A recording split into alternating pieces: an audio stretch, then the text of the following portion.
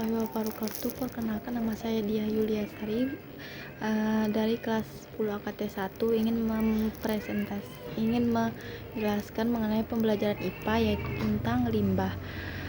1. Pencemaran air. Air merupakan sumber daya yang alam yang paling mudah terkontaminasi polutan karena bersifat sebagai pelarut universal. Menurut Peraturan Pemerintah RI Nomor 20 Tahun 1990 tentang pengendalian pencemaran air, air digolongkan menurut peruntukannya menjadi 4, yaitu 1.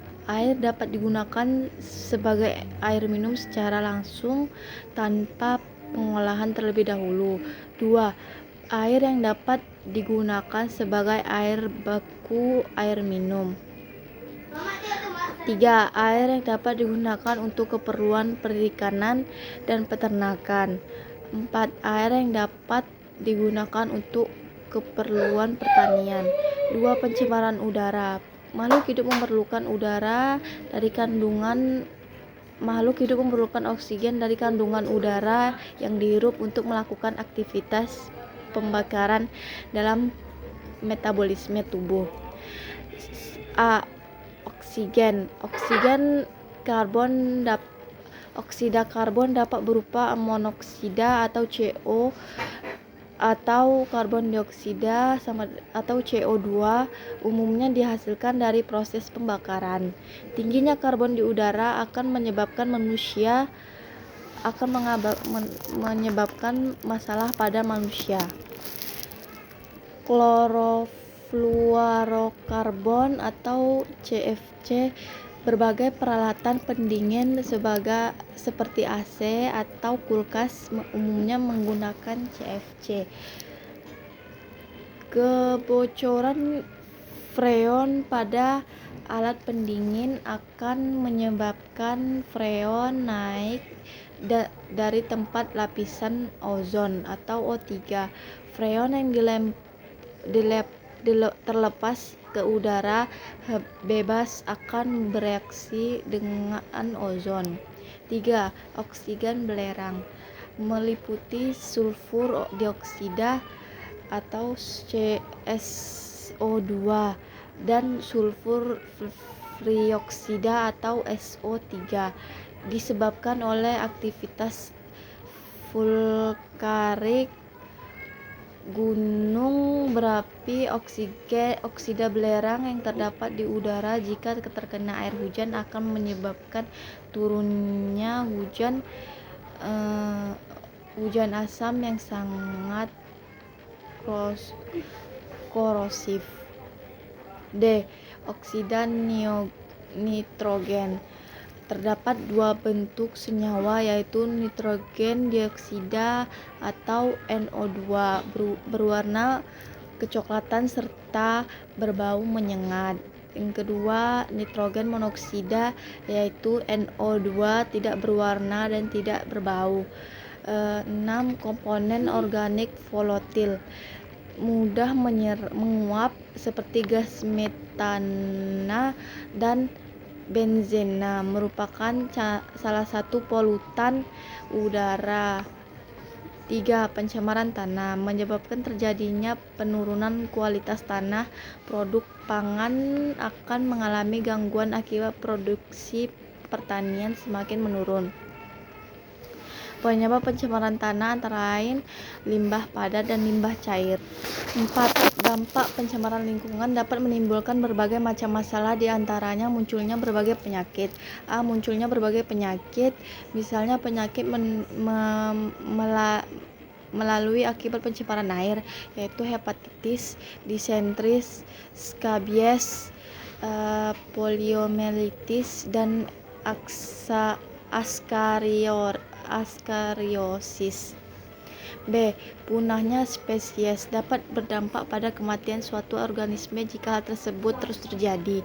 C. Ledakan hama dapat berdampak pada kematian, salah satunya kematian predator.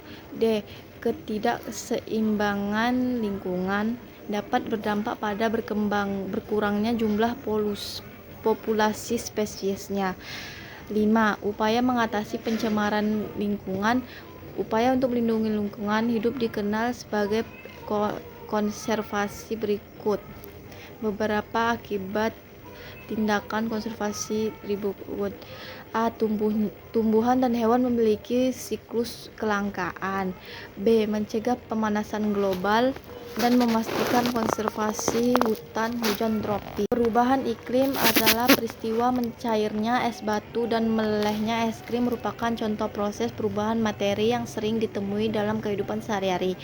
Perubahan materi adalah perubahan sifat suatu materi menjadi materi lain, baik menjadi zat baru maupun tidak. Materi dapat mengalami perubahan baik secara fisika, kimia maupun biologi karena pengaruh energi panas. Untuk memahami 3 jenis perubahan materi. 1. Perubahan fisika adalah perubahan yang terjadi pada suatu materi atau zat yang menyebabkan terbentuknya zat baru, sifatnya reversible atau dapat dibalik. Suatu zat dikatakan mengalami perubahan fisika jika keadaan akhir suatu zat benda dengan keadaan awalnya. Contoh, es jika diberi energi panas akan mencair. Selain contoh di atas, berikut ini beberapa perubahan fisika yang terjadi pada zat umumnya dijumpai pada kehidupan sehari-hari. A. Perubahan bentuk, ukuran, dan volume. Perubahan fisika pada suatu zat dapat terjadi karena jumlah, temperatur, dan tekanan yang mengakibatkan bentuk, ukuran, dan volume berubah.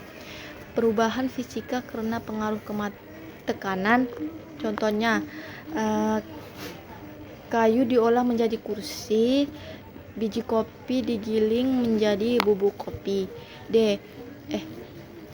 Pelarutan merupakan proses mengeluarkan zat terlarut dalam zat untuk memperoleh campuran baru. Contohnya, larutan garam berubah menjadi larutan butiran garam melalui proses distilasi. C. Perubahan wujud, seperti telah diuraikan sebelumnya bahwa materi dapat berwujud padat, cair, dan gas. Ketiga wujud tersebut bisa berubah karena pengaruh panas. 1.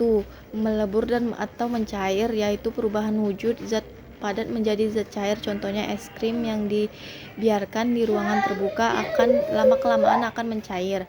2. Membeku, yaitu perubahan zat cair menjadi zat padat.